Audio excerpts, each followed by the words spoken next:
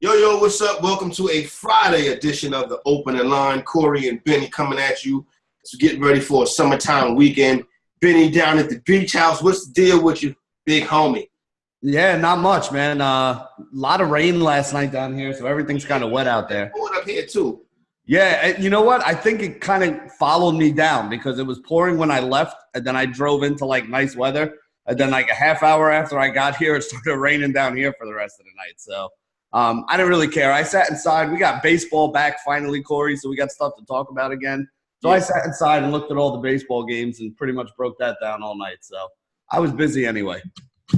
Yeah, I was running, getting some stuff done around these parts, and then I have a controversy I'm working on, so I started to put a plan together for that. You know what I'm saying?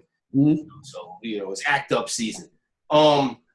Scott's Fishbowl going on, made a couple of picks yesterday. We'll discuss those and get into that.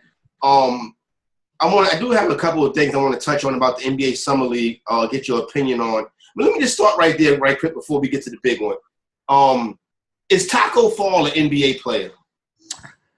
So, again, we talked about this a while ago, and I'm going to stick with what I originally said is at best, in my opinion, he's the guy on your second team. Right now, he's your backup center. What is likely to happen, in my opinion, is he's a guy that you give a two-way contract to. Maybe you let him play a couple games up there. You let him play for your D-League team. If I'm the Celtics – I agree. If he's not a two-way player – or somebody specifically on the G League roster. Yeah. I mean, if you're the Celtics, you want to make sure you keep him around and keep him under your control because let's face it, you can't teach his combination of size and kind of athleticism. But at the same point in time, he is still raw for an NBA player. But listen, we've been watching him in the Summer League, right? I mean, He goes down there, he gets position in the lane. You can kind of just throw the ball up to him. It's almost like if you ever hands, Benny. Yeah, that's what I'm saying. It's like he can do some things. It honestly reminds me of my kid was in fourth grade this year. So you go and I used to go and watch his fourth grade basketball games. And there was one team that they played that had this one kid that was in fourth grade that was already 6 feet tall. And he was 4 or 5 inches bigger than everybody else. And he just kind of parked himself down there in the middle of the lane, caught the ball, turned around and made layups. And scored 20 points against them, and they killed my son's team. That's literally what Taco Fall reminds me of, only against NBA players. That's pretty much what he's been doing in the Summer League. It's just kind of parking himself in front of the basket, catching the ball, and finishing. Yeah, he's it's funny, it's interesting. I'm not comparing him to Patrick Ewing. When Patrick Ewing first got in the NBA, Patrick Ewing was very raw. Patrick Ewing's hand was like a boomerang. You would throw Patrick Ewing the basketball, it would come back to you God damn, you know what I'm saying? Mm-hmm. But this kid, he has good footwork, soft hands, but I do think a G League is where he starts at. Like you said, a two-way player where he gets 45 NBA games could work. Now, as somebody, I watch so much ESPN Plus, and they had so much, because that's where most of John Morant games was on. So I got into watching UCF because they play on ESPN Plus also. Right. And I remember the very first time I bet an over in a UCF game. I hadn't watched them play. I'm just going through stats and stuff like that. And as soon as I bet the over, and as soon as the game came on, I was like, oh, my God. They got a 7-7, dude. This is not going over. No. Yeah, and that's the thing. I mean, if you got a guy that's that big that you can park in the lane, he's going to rebound for you. He's going to block shots. And even if he doesn't block shots, he's going to alter shots. Exactly. When you go into the lane and he's there, you're thinking about it. Yeah. If you don't have a clear path to get to the basket, or if you're not one of these guys that, is big and strong and is going to go up and just basically dunk on him, you're probably going to be kicking the ball out right there. So, even if like I said, even if he doesn't block your shot, he's going to alter what you want to do because, 7'7", his wingspan is over 10 feet, meaning his wingspan, if he reaches up, Benny, he can touch the rim. In the rim. Yeah, without even jumping, which is crazy. Yep. The rim is 10 feet in the NBA. He has a 10-foot, 3-inch wingspan, meaning, he can basically get half of his hand above the rim without even jumping on you. So, like I said, I think this is a guy – I said when we were originally talked about it, he's probably a second-round pick and a bench player. I think he actually even went undrafted. I don't even know if somebody did take him. He was not drafted. But I do think he's going to wind up sticking around. And, if he improves a little bit, he could be a very dominant force, a couple years down the line. The arms race in the Western Conference continues, Benny. Oh, man. So now we get the big Woj bomb that drops yesterday. Russell Westbrook and James Harden. They may need 2 basketballs, Benny, but the Houston Rockets, they've gotten rid of Chris Paul's massive contract. They bring in Russell Westbrook, and now all of a sudden, another Western Conference power emerges. I mean, yeah, it's going to be a very interesting season in the Western Conference. It's like the Western Conference is almost becoming a different league than the regular NBA. You mean the Eastern Conference, which is, the Eastern Conference is like, okay, who's our sacrificial lamb? You know what I'm saying? Giannis is the king of the East. Yeah. Undoubtedly. But the Western Conference is loaded, Benny. So there's a couple different ways I want to go with this. First off, I think this is a great move for Houston, right? Because we talked about it. I mean, not only did they get out of the Chris Paul contract, which was a big problem, but they got out of the Chris Paul contract and they can still compete. They're not going to waste, quote unquote, Russell Westbrook. James Harden's prime, which is what I said I was a little concerned about, is that Chris Paul was going to stick around and just keep gradually declining the next 3 years at $40 million a year. And you were basically not going to have Harden have a chance to really move forward. With Harden and Westbrook together, they obviously have enough firepower on offense. There are things that these 2 guys are going to have to figure out how to play together, but that's, to be honest, you can't get a triple-double. I mean, the same can be said for all these superstars teaming up, right? Like Anthony Davis and LeBron have to figure out how to play together. Paul George and Kawhi have to figure – they all have to understand that it's going to take some sacrifices. The problem is, of all those duos that we just mentioned, this is the one where I don't know who's going to take the sacrifice. You know what I mean? That could be the problem, is that both of these guys want to be the man. But I think basketball-wise, this helped Houston out. I think, organizational-wise, it helped Houston out because they got rid of the Chris Paul contract. What I don't really understand is what OKC's motive was here. Was OKC's motive just – They're probably going to flip. My guess is they'll flip Chris Paul to Miami. And what do they – would you really pay for Chris Paul, though? Like – what is Miami? In the Eastern Conference, and you have Jimmy Butler, you got Spoelstra and Pat Riley who've done it before. Yeah, I would. It makes sense because you're in the Eastern Conference. You can get hot for a couple of weeks, for a couple of months in next summer, and you could be in the finals.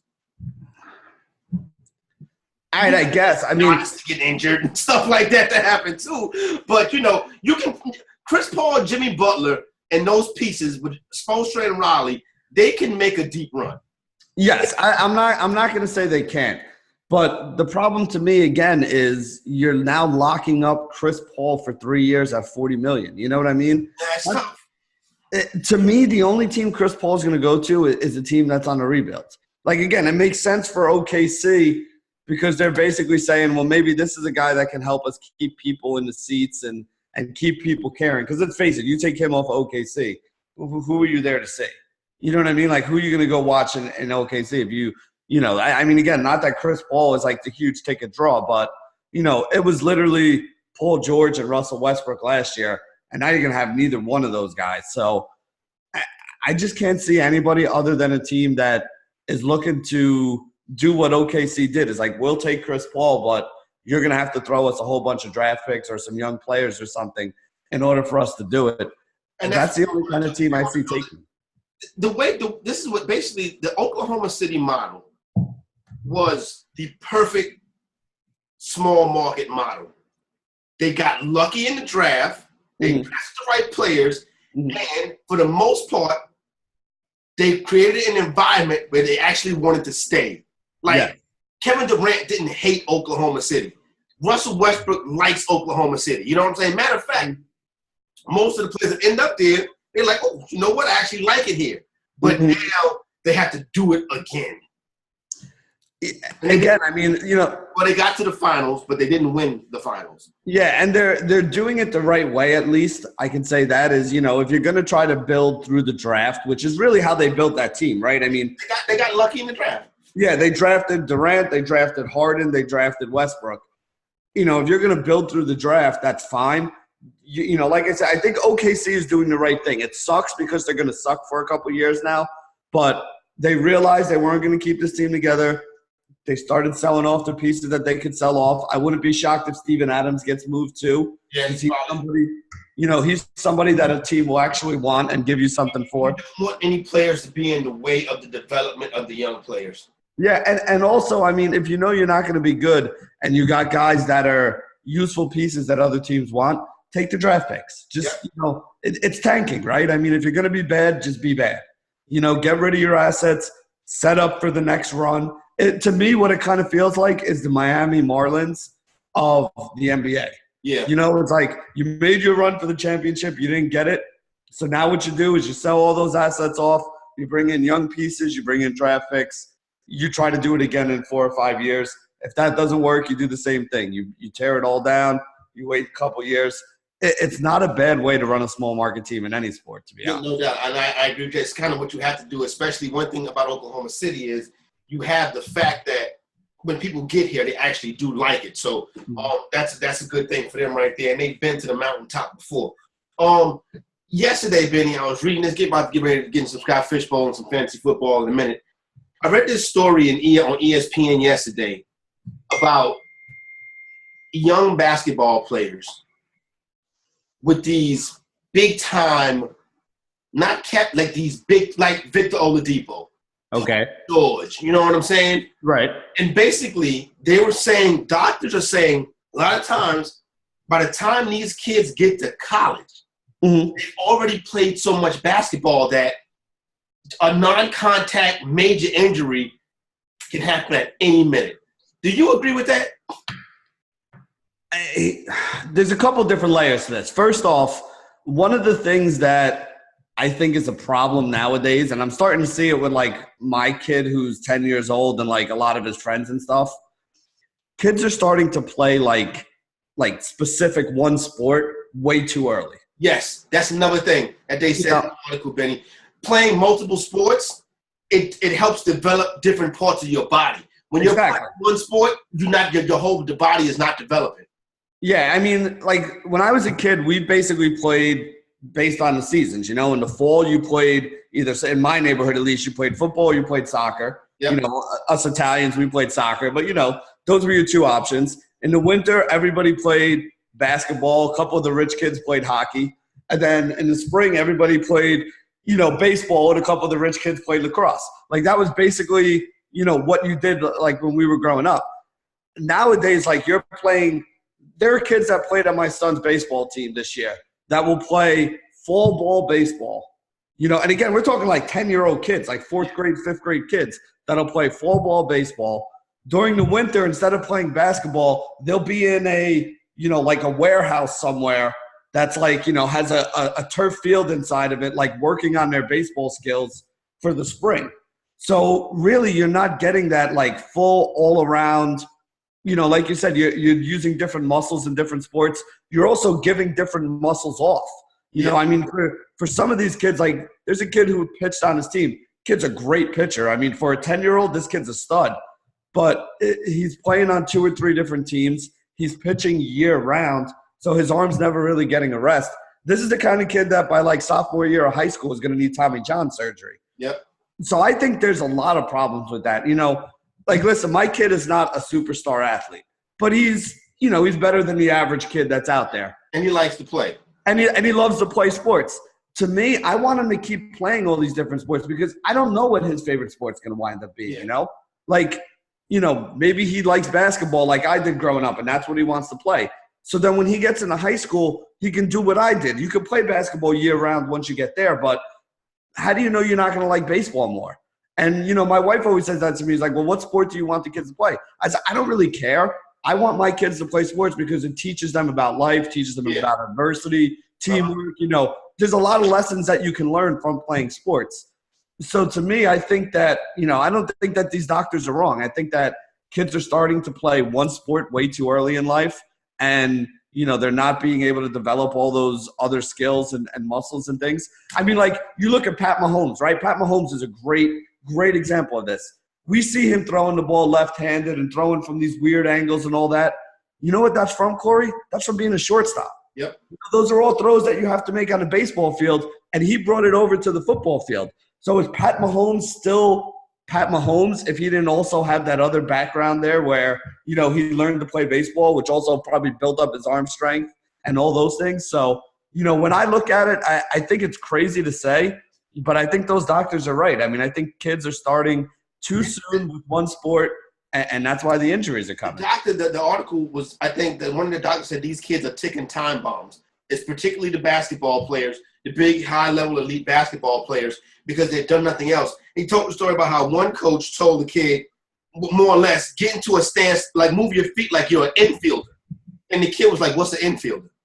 And he was like, you know what I'm saying? Like, you're just 17-year-old boy. You don't know what an infielder is? You know what I'm saying? Mm-hmm. He's like, no, I just play basketball. Yeah. And that's why you see some of these young players, and they mentioned George Oladipo, specifically non-contact injuries becoming these big injuries, and these kids, you know what I'm saying? So I figured you would have a take on that, and you hit the nail on the head. It's because they're locked into one sport. Yeah, and, again, I mean, I'm never going to knock somebody for trying to make it to the NBA. Like, if you want to make it to the NBA, you need to put in a lot of work. You need to do it in all kinds of different seasons, and, you need to love basketball and be all about basketball. But there's plenty of time to do that when you get to be like, 13, 14, 15 years old and you're in high school.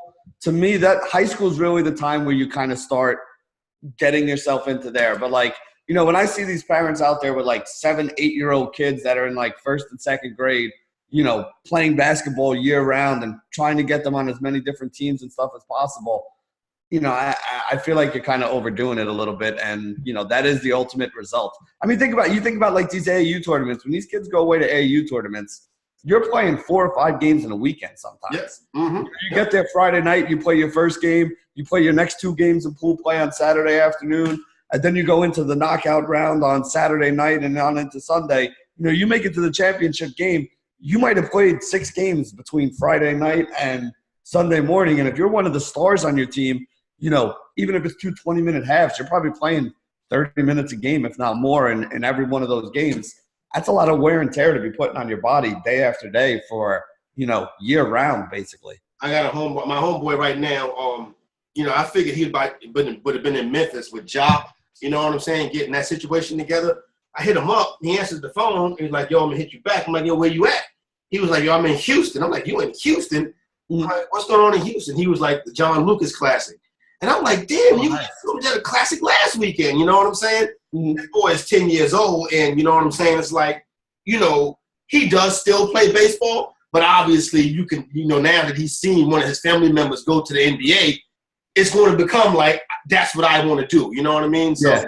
And like you said, they're playing a lot of ball in those weekends. Oh, when you go to one of those tournaments, like I said, even if you lose all your games, you still probably get 3 or 4 games. You play 3 or 4 games in your pool, and you play a game or 2 in a knockout round before you go home. So, even the teams that are losing, you're still playing 4 games in 3 days, which is a lot to put on your body when you're 10, 11, 12 years old, Yep, no doubt about it. Benny, let's move over and talk some fantasy football. Don't forget fantasyguru.com, everything up and rolling over that site right now. They are ready to go. We are ready to go. Wait a minute. Right. Well, I'll get into it. I'll get into it after fantasy football. I got my boy yesterday, Benny. Which one? Geronimo. Oh yeah? What round did you get him in? Yeah, I may have pulled him. I don't care about pulling players up the board. I got him in the 9th. I don't think you really pulled him up the board. I think that's where he went in mine. Okay. Cool. Hold on, let me find him because I remember him going right before my pick. He went in the 10th and ours, so right in that same area. Yep. So I pulled him up the board. I finally got I was the last person to take a second quarterback. In round 11, I took Marcus Mariota. Ooh, in round 12, I actually wound up getting screwed because there was a little bit of a quarterback run right before me. And I have Joe Flacco as my number 2. Oh man, son. It was down to I got my quarterback pick was quarterback 30. So I got Joe Flacco as quarterback 30. Guy behind me took Eli Manning as his third quarterback as quarterback 31. And then the one guy who's still left on the board is Ryan Fitzpatrick. Yeah, and I believe Fitzmagic will be the starter. I don't know if he'll last the whole season, but I think Fitzmagic's not a bad thing. And you know what Ryan Fitzpatrick is. He's going to come out there and wing it. Let me tell you something.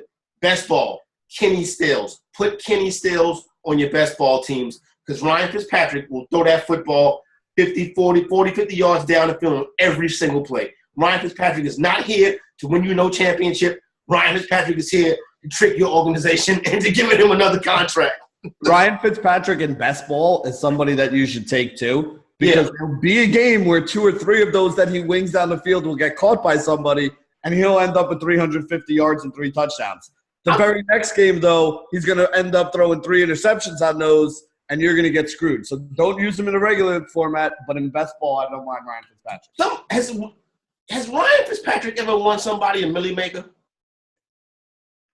I don't know if he did or not last year. I'd have to actually go back and check, but I wouldn't doubt if he did last year with Tampa Bay. He was a number. I think he had a week or 2 where he was the number 1 quarterback, and even if he wasn't, he was a top 5 quarterback that was min-priced. Yeah. You could definitely build good lineups around him. Yeah, Fitzmagic is he's good for that. I got Kyle Rudolph as my second tight end. I'm not really I'm just as far as second tight ends go though, that's fine. That's exactly. You know what I'm saying? It's like whatever. It's disappointing, Benny. I've never been right with Kyle Rudolph.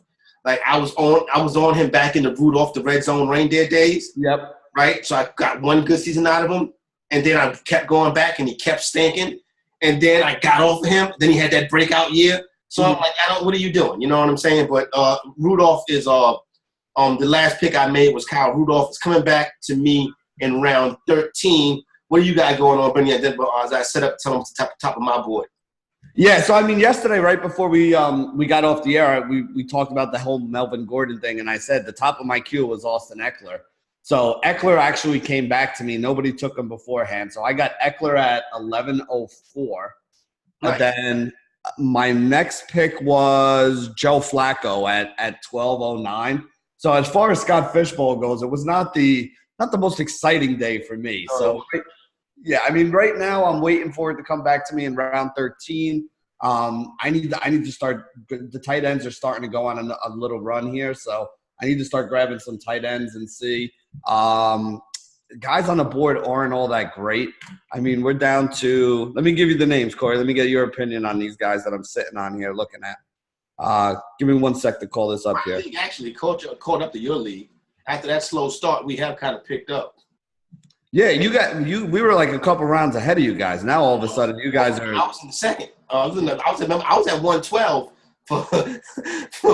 for 18 hours. You know what I'm saying? Yeah, we've kind of slowed down, and it was the guy on the turn that's kind of killing me. And people on the turn kill these slow drafts. They kill him. He's doing this thing that you talked about yesterday that kind of drives me nuts. He's got the turn. He made 1 pick, and now we're sitting waiting on him. Benny, I will come to your house. You know what I'm saying? I will come to your house, especially if we got some money on it and we're like in August or something like that. Mm-hmm. Now it's like it's aggravating. But a month from now, people are going to be getting shot over stupid shit like this. Yep. Yeah, especially when it starts getting close to the season and you're trying to get those drafts done and all. So, Corey, here's the list of tight ends available. You tell me who you like on this. So, Jordan Reed, Greg Olson, Tyler Eifert, Darren Waller, Mike Gesicki, Will Dissly, Dawson Knox. You know, as crazy as this may sound, this is the first time anybody who knows me, there's one thing I can tell you that's going to happen every year in fantasy football and NFL. Tyler Eifert's going to go to the IR with a back injury. True. I have a feeling that Tyler Eifert is going to have a good season. I don't really think that's crazy. That's why he's on that list right now. Again, these are the guys that I kind of have. And to be honest, I think I kind of have them in that order. Here's a question I wanted to ask you, right? When you're looking at tight ends at this point in the draft, like we're in basically the middle rounds. There's 21 rounds in this draft. We're in round 13, so we're a little bit beyond the midpoint here. When you're looking at these guys right now, are you saying to yourself, give me somebody who's safe, and I know that if I need to put him in there on a bye week or because I need a flex or something, he won't kill me? He won't kill me? Or are you looking at this could be the guy that turns into the league winner for me? The upside. I'm taking the upside guy. All right. So the reason why I asked that is because to me, the upside guy right here of the names on this list is Jordan Reed. No doubt. So, like, I have him at the top of my list thinking if nobody takes him by the time that comes around to me, like, you know, all these other guys to me, for the most part, I'm hoping for, like, 3 of 30, 4 of 40 out of them. You know what I'm saying? Like, maybe a touchdown or something like that. Jordan Reed's a guy who could get 6 to 8 catches and 100 yards and score multiple touchdowns on not every week, but, you know, spread around on various weeks throughout the season where he could put up a 20-point game and be a week winner for me. I don't see any of the other names I mentioned on this list doing that. No, and I agree with you on that. See, the thing with Reed is it's worth taking a shot on Reed now. Here's my thing with Jordan Reed. If I have Jordan Reed, I don't want him to hurt me. Right. But you're drafting him at now, Jordan Reed is not going to hurt you. You know what I'm saying? So I think Jordan, like those constantly injured guys, Jordan Reed, Tyler Eifert, I don't mind either one of those guys this year. Yeah. Now, Dallas Goedert, guys like that I love, I would like them better. But they're likely going to be gone, and you would obviously expect more from them. You know what I'm saying? So that's how I look at this situation when it comes to those tight ends right there. When you get to this part of the draft, and you're basically looking for that second tight end. Yeah, and honestly, that's where I am right now. So I have Jordan Reed on top, you know, and I kind of agree with you on the Eifert take. That's why he's up there as well. Let me throw 2 other names out there at you because these are 2 guys that I kind of dug into and ultimately decided I didn't want to pull the trigger on. Greg Olsen and Jimmy Graham are both still on my board. Is Greg Olsen in the NFL? Greg Olsen is still listed on Carolina Panthers right now. He is? Yeah. Oh, wow. I mean, again, I don't know if he's going to be healthy enough to play, but he is still listed as, you know, I think there was actually a note about him. You know what? While you're talking about those 2 guys, give me a second because I think there's actually a note about him on Roto World a couple days ago. Yeah. I thought Greg Olsen was in the booth already. I mean, again, maybe I'm wrong. I could have swore I saw something. No, Greg Olsen is still in the NFL. You're right. Let's see what it's. I could have swore there was a thing on him the other day. It is. It was a thing on him. He's not certain what his future holds. Yeah, he's no longer a top 3 to 5 option. So here's another thing. You know that Roto World. Yeah. Ian Thomas is apparently also questionable and out for the start of camp. They might be without both of their tight. Who's their third tight end? Chris Manhertz? Is he still there? I have no Benny. Now, Benny, I used to say that was one of my when I was a young man, Benny, a couple years ago, about 10, 15 years ago, I would say I knew every player in the NFL.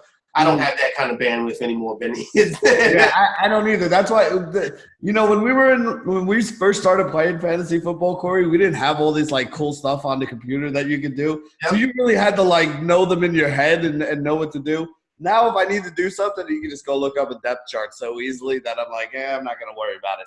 But this is one of those things. I mean, this is where drafts are won and lost when you're able to make the right picks at this point in time. So I spent way too much time 2 days ago looking at tight ends because I needed to take my first one late in this draft, and I wanted to have a couple names on the list right here. So I'm kind of working off of what I saw the other day. But any interest in Jimmy Graham being the other guy of those 2 that we mentioned there? None whatsoever. I don't have any either. Yeah. That's why I said I crossed those guys off the list, and that's how Jordan Reed ended up on top of my tight end list. Jimmy Graham is toast. I remember last year when we was doing the frenzy and everybody, Aaron Rodgers and Jimmy Graham, I was like, no, it's not. Don't. Number 1, Aaron Rodgers, don't throw to the tight end. Number 2, Jimmy Graham is toast. And sure enough, you know what I'm saying? We put it on the whiteboard, ended up winning that bet against my man Fancy Taz Jim Day. You know what I'm saying? Aaron Rodgers and Jimmy Graham. Jimmy Graham is done. It's nothing. You may see some flashes every now and then. That patella tendon, Benny, that joint is no joke. The thing that has me the most concerned about Jimmy Graham and one of the reasons why I crossed him off the list, the Packers are apparently still out there like looking for tight end help. Yeah. You don't look for tight end help when you got a guy who you're expecting to play 70, 85% of the snaps for you.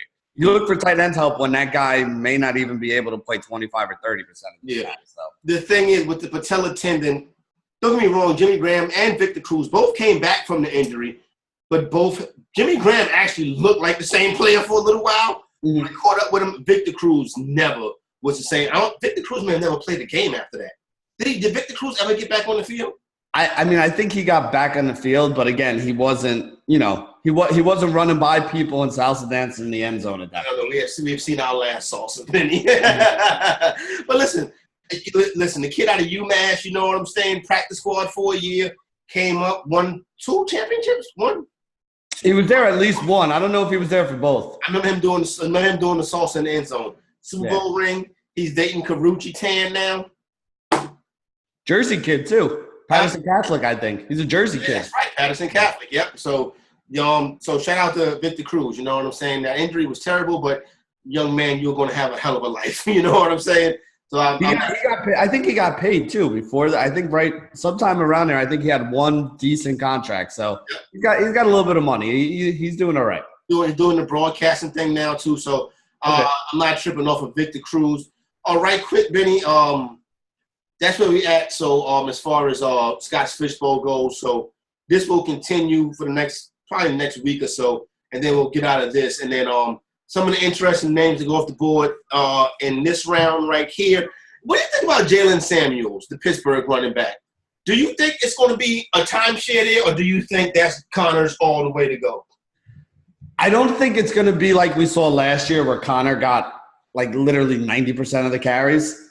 But I still think it's Connor's backfield. Like Samuels may get a little more – Samuels is going to get more work last year because that's what they're saying is that they want to take it easy on Connor a little bit so that he stays healthy. And they don't want to kill a running back. How? Oh, that's different. I mean, again, isn't that the reason why Le'Veon Bell is a Jet right now to begin with? Right, yeah. But anyway, either way, like I do think Samuel will be a little more involved than he was last year at the beginning of the season when Connor was kind of doing his thing because Connor kind of broke down there. But to me, Samuels is still like the smaller share of the backfield work. It's still mostly Connor until and if he gets hurt. I would agree with you on that. Would you rather have Samuel or Ito Smith? Let's say Ish Smith or Ito Smith. It's funny. The guy who just picked on the turn right now for us, those were the two guys that he took in round 12, round 13. I think I'd rather have Samuel than Ito Smith. Yeah. But to me, it's close between the two of them. Really, what's gonna make either one of those guys valuable is the injury to the guys in front of them. That's gonna be what either one of those guys needs. Would you rather have LaShawn McCoy or Kareem Hunt? Depending on how my team was built, probably Kareem Hunt because I think Kareem Hunt coming back in week 9 or 10 or whenever he's coming back could be a potential week winner from that point on if something happens to Chubb. I don't know if LaShawn McCoy is a week winner anymore. Like I don't see LaShawn McCoy being able to put up those 20-point games anymore. I just don't see it happening. Yeah, I think I don't think it's Shady's talent. I think Shady's in a bad spot. You know what I'm saying? I think he's in a horrible spot. Yeah, exactly. You know what I'm saying? If he was able to get himself somewhere where he could play and maybe be like a 70 or 60% lead in the timeshare, I think we still got some good Shady left. But just sitting up there wilting away in Buffalo as they try to figure it out is not going to work when you got your best outside weapon is Rob Foster. Yeah, and at this point in the season, like if that would have happened before the draft, I would have been on board with Shady maybe making a comeback. You know what I'm saying? But at this point, if he gets traded, which is the rumor that everybody's talking about, Shady's going to wind up getting traded.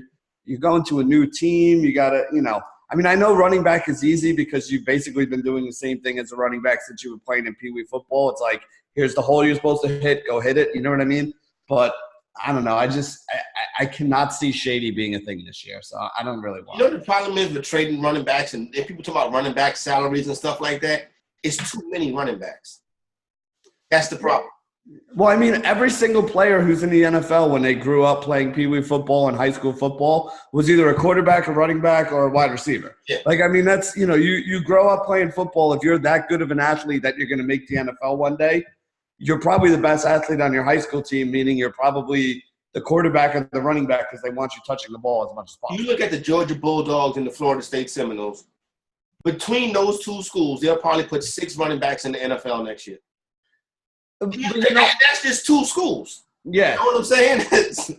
But you know what? I mean, when you look at some of the good schools too, like Penn State was the first one to start this, and now a lot of teams do this where, you just go and recruit the best athletes, and all the best athletes just happen to be running backs, and it's the way it is. But like the kid who's playing like safety or cornerback for you, Penn State was famous for doing this under Paterno, where they would just recruit the best athletes who all happen to be running backs. And then when the kid got there, if you lost the running back battle to be the starting running back, they were like, son, you run a 4.4 40, we're going to make you a cornerback, and you can be a starting cornerback and make the NFL that way.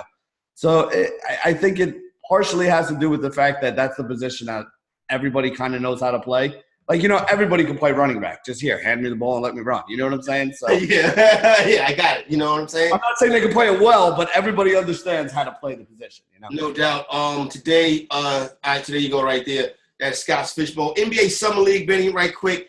We talked a little Taco Fall earlier. I got to be honest with you. I've been very impressed by the duo with the Chicago Bulls, Kobe White and Daniel Gafford.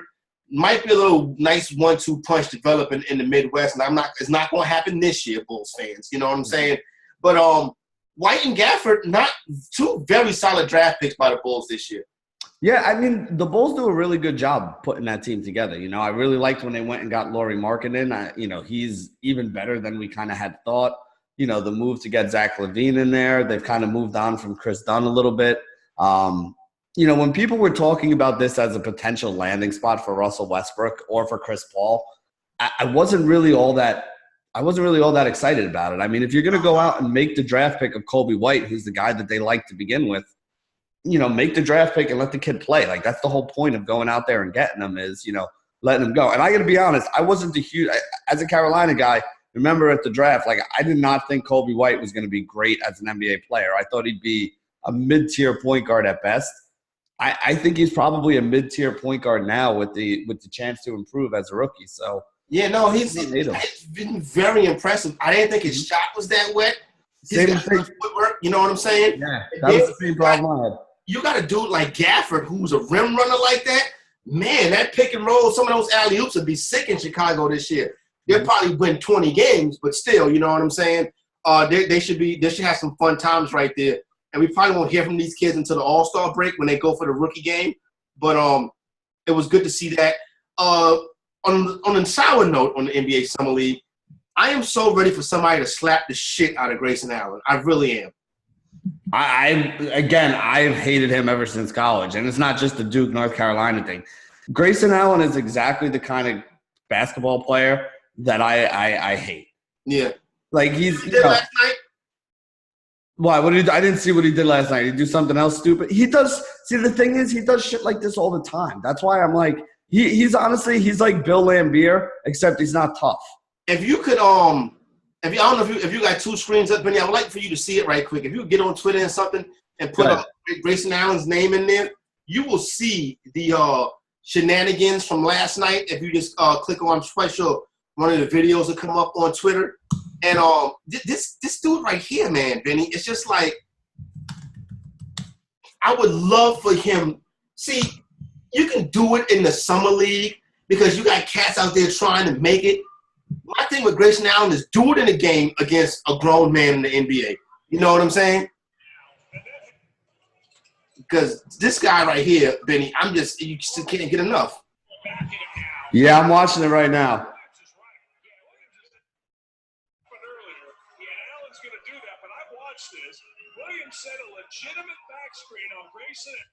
Yeah, I'm watching it right now. It's just Bush League. Like that's the thing about him that gets me all the time. It's like he's just honestly, there's never been a better time for me to use this word. He's just a douche. Like he is a douche. That's what Grayson Allen is. See, like don't get me wrong, like when you hate the Duke, like I never hated Bobby Hurley, because Bobby Hurley was like. I love Bobby Hurley. You can't. Who can?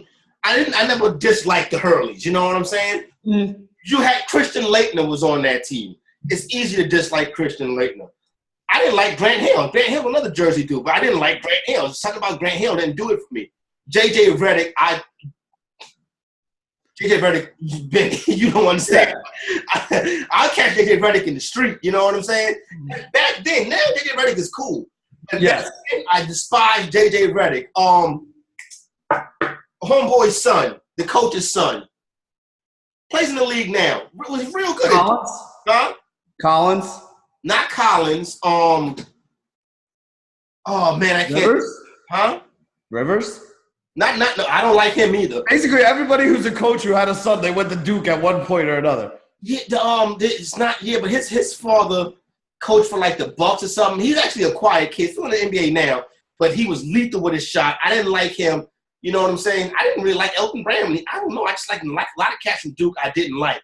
There was a lot of guys I didn't like at Duke, but they're guys that I liked after. Exactly. I will never like Grayson Allen. Grayson Allen is just a douche. Like I would never like Grayson Allen. You know what I'm saying? Never. And it's not the Christian Laettner thing. It's not, what was it? Was it Christian Laettner's 30 for 30? Like Christian Laettner is an a-hole or something like that? Like, I hated Christian Laettner at that time, but I respected Christian Laettner. Mm-hmm. I have zero respect for Grayson Allen. Zero. Like he's a dirty player. He's not a guy getting under your skin. He's a piece of shit. That's exactly. You have a dude like Pat Beverly. He's underneath your skin.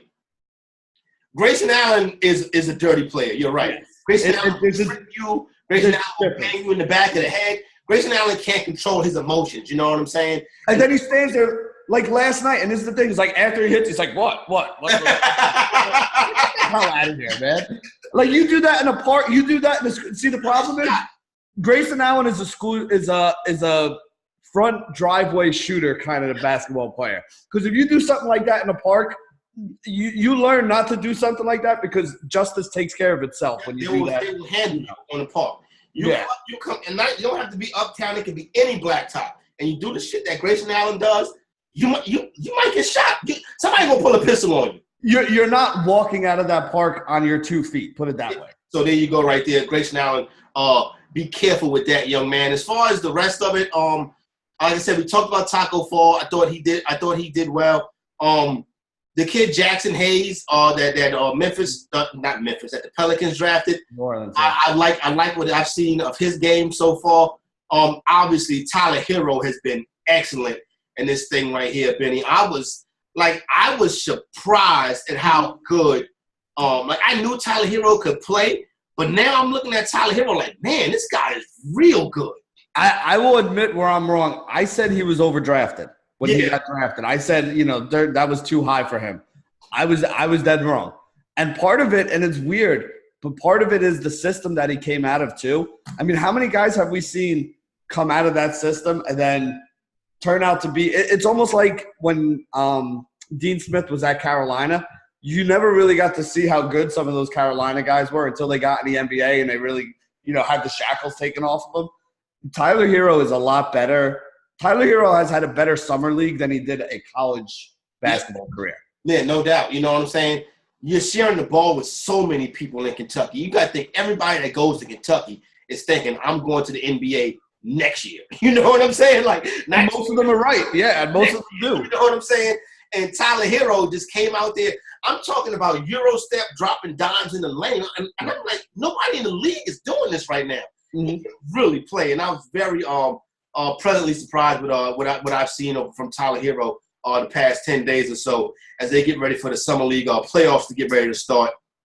I remember Benny saying that I didn't like the Knicks as when the Knicks were plus 900 to win it. You can't even bet this now. I remember saying that day, watch out for the Heat and the Spurs. And those are two teams I was like, damn, I think the Heat was like plus 3,300 to win this thing.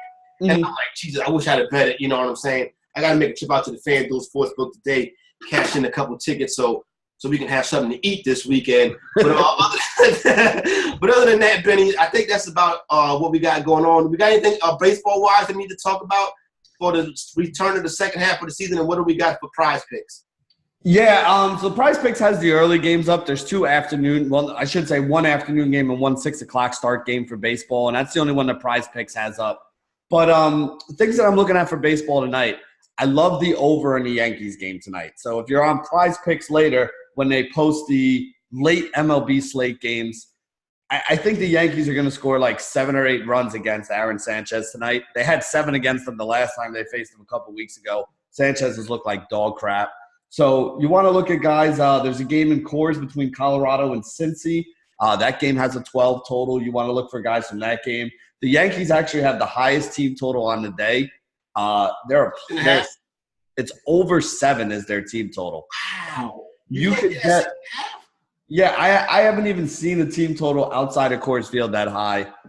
I don't remember when. That's how bad Aaron Sanchez is. Oh, so listen, FanDuel has it at 6.5. Their team total? Yeah. FanDuel is there juice on it? Is it even money? What's the deal? That's not bad. It's minus 114. Yeah, I would be willing to take that. The Yankees are going to put up a big number here today. So I did a lot of the DFS stuff today. I'm doing a hitter article. I'll be in chat in about, an hour or so after we post this for anybody. And then I'm actually going to do the live stream tonight because, Vlad and his wife had their baby on Monday. So congratulations, my man Vlad. Yeah, just wanted to give him a big shout out. I'm going to be filling in for him, doing a lot of the baseball stuff going forward. So if you want to hear about it, make sure you guys get over to Elite Fantasy. I'll be over there pretty much all day doing baseball stuff today. No doubt about it. So there you go right there. As far as like I said, the Prize Picks don't have nothing up right now that I've seen. I don't know how that WNBA went yesterday. Taking a quick look at just some of the names that's on there today and some of the teams.